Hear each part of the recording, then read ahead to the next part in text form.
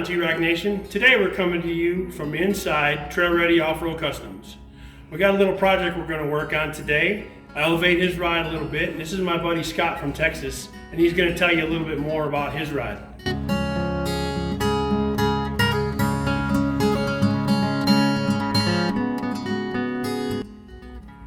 This is a 2013 Jeep Wrangler JK. When we bought it, it was bone stock. I've done a bunch of upgrading over the years. I've got a 3.5-inch rough country lift. I got 35-inch tires. Oh, by the way, her name is Nellie Bell. This is my wife's baby. I went ahead and I put DV8 splash guards on it. I got DV8 front bumper. I got the good old Harbor Freight 12,000-pound winch. We got the little low light bar going across the top. We got some pods on the side here. We got the little arm going on. Me and my buddy Brian, we put these rod guards on a long time ago, but they've held up. On the back side here, I got the rear bumper. That's also a DV8. But right now, she's still got the standard. What are we going to be doing today to the Jeep? We want to elevate your ride. What's the plan for today? Well, today we're going to put lockers on it. Right now, she's running open dip, and so on the trails, you know, she's kind of hard. Every time you go to hit a rock or a boulder or whatever, the back tire spins open. So what we're going to do is we're going to put lockers in, that way both tires lock, and you got the back end pushing the front end, and the front end grabbing and pulling on over the obstacle.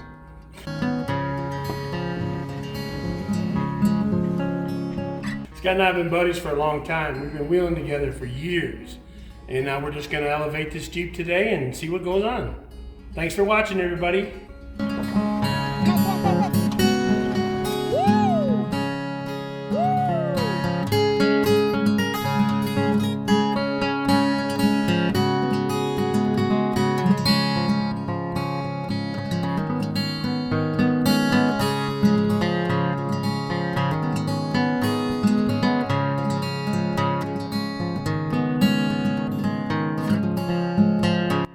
So today on Nellie Belly, what we're going to do is we're going to put an Eaton Performance True Track locker in the rear. It's a Dana 44 axle in the rear, so you have to make sure you get the right specific part for the axle you're running.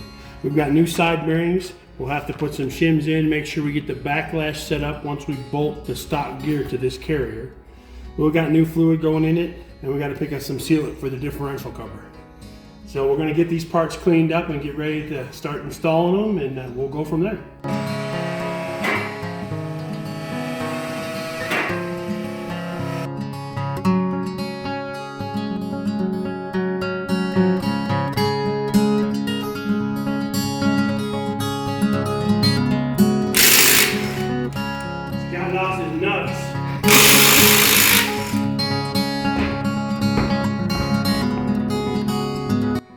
Alright, so as you can see, we got the tires off. What we're ready to do is we're going to start taking the differential cover off, drain all the fluid out. Then we got to pull the brake assembly off and the brake rotors off. We got to unbolt the axle shafts and pull both axle shafts out of each side so we can then take the differential out of the center, because we're going to swap the ring gear over to the new locker and then check the backlash before we do that, and we'll show you how to do that in a minute.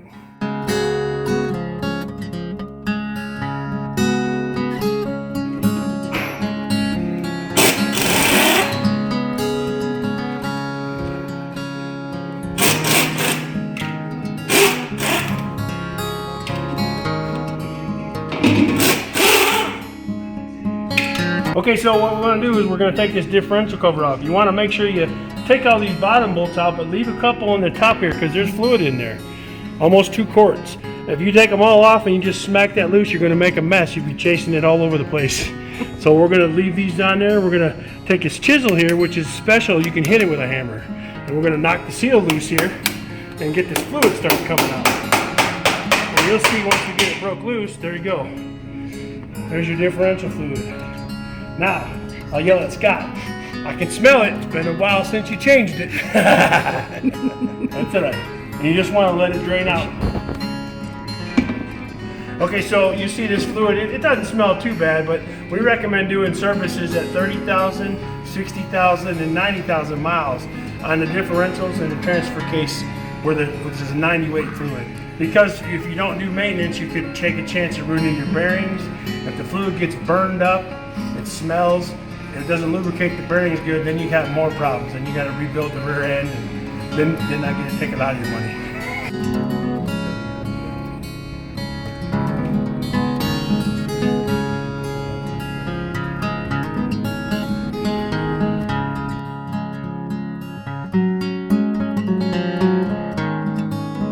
Okay, so if you notice that this is called open differential. All you're seeing here is this is your ring gear, your pinion gear is in there, and these are spider gears.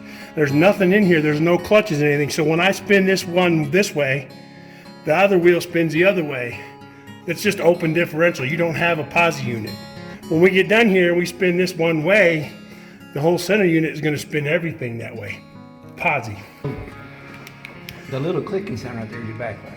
Yes, And then back and forth. It's the amount of gear, it's the amount of slack between, and see what it is this other gear fits in here. Right. And when you move it this way, and then that way, that's the play in that gear and this gear. Okay.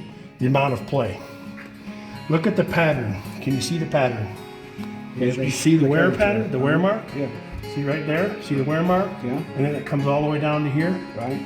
That's the gear pattern, the gear run pattern. Oh, really? That's where that gear that you're messing with runs in this gear. And there's a certain depth you have to set that up with. If it's too deep, you set them up too shallow. It'll break the ends of the gears off if it's set too shallow. Too much gas, it'll break the ends of these gears off. So that's what that backlash is. You gotta set the You set back. up just right, that way you don't have to worry about You're gonna get wine, you're not gonna break the gears, you're not gonna get too tight, builds too much heat. So that's backlash. So what we have to do now is determine what that is. So when we put it back together, it's a used gear.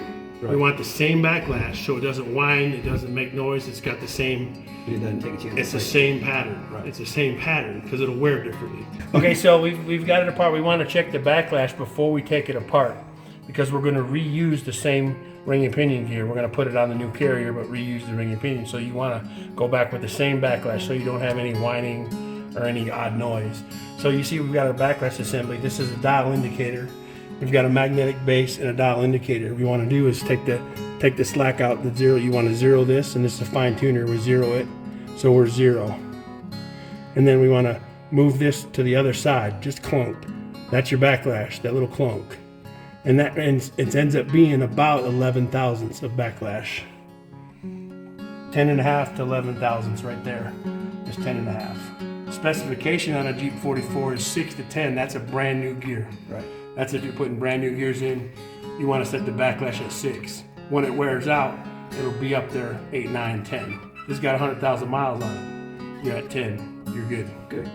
When we put this back together, we're going to redo this and make sure we get it set to what we have right now, 10, 10.5. And then it shouldn't make any noise. With that, we're going to go get some dinner. See y'all tomorrow.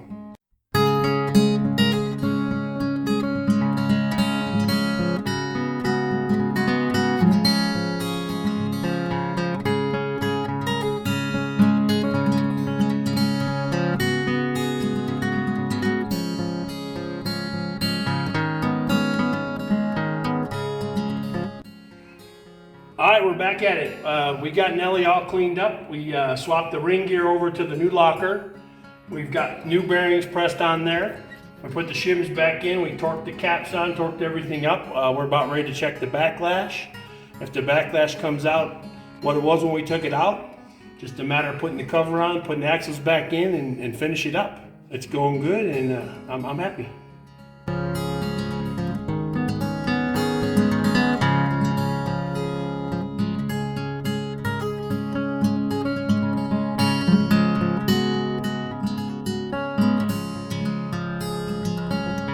Got all of it back together. We got the tree track rear locker put in her. I'm ready just to go to the trails and see what kind of new obstacles I can accomplish. Brian has taught me quite a bit. I mean, he taught me how to set the backlash. He taught me just to make sure that there's no chatter, no excessive heat, that I don't need a differential, that way the fluid doesn't burn. And I'm ready to go and just see what we can accomplish now, because Nelly was very, very limited on what she could do because she had open differentials. But now that she's got actual lockers, I should be able to climb some good stuff and have a better time than what I've had before. This is one of the things we can do at Trail Ready Offroad Customs. We offer lifts, upgrades, accessories, and service. Now maybe old Nelly can keep up with Big Blue, right? I hope so. Yeah, we put a lot of time into it, that's for sure. Make sure to like and subscribe to our video. Remember, TROCnation.com. You can check out all our swag. And as always, if you're road driving, trail riding, mud bogging, or rock crawling, T-ROC will elevate your ride.